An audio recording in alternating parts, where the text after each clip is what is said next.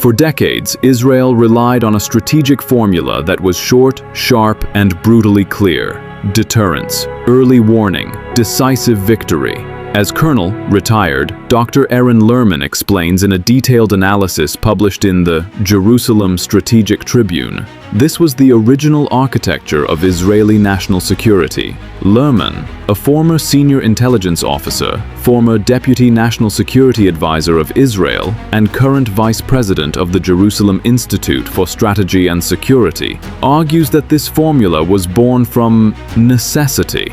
A small state, a hostile environment, limited resources, and an army built on rapid mobilization of reserves. The logic was simple.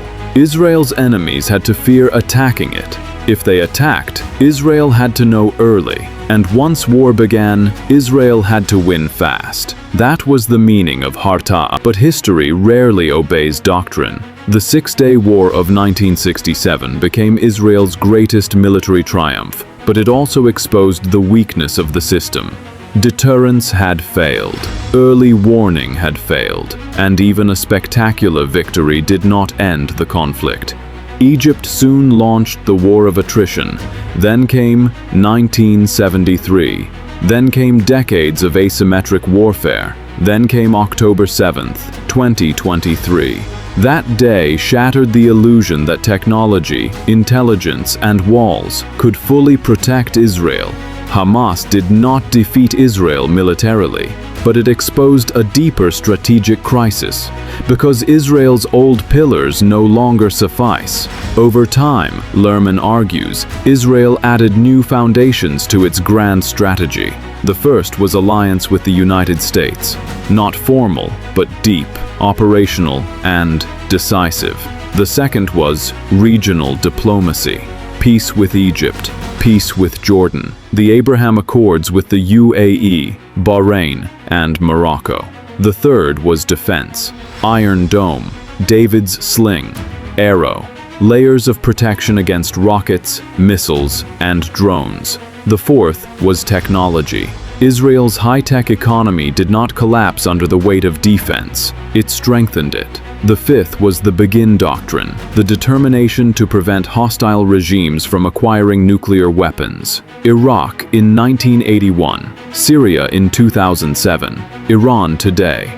But Lerman's central warning is clear. Israel is no longer operating in the old Middle East. After years of war, after Gaza, after Hezbollah, after Iran, after the regional and global backlash, Israel needs more than tactical success. It needs a retooled grand strategy, and that begins with a painful truth.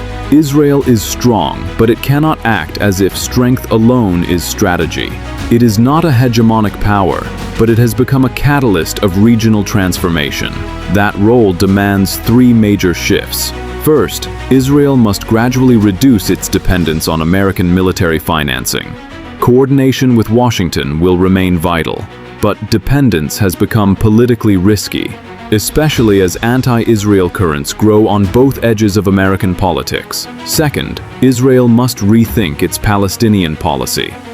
Ending Hamas rule in Gaza may be necessary, but without legitimate and workable alternatives, military success can produce strategic failure. Third, Israel must rebuild internal consensus. Since 2023, reservists have carried an extraordinary burden. Many have served for long periods. Some have been killed. Many have been wounded. At the same time, the refusal of the ultra-Orthodox Haredi sector to accept military service has become politically explosive. A country cannot sustain a long war if sacrifice is not shared. That is why Israel's coming political choices matter so deeply. This is no longer only about Gaza, or Lebanon, or Iran.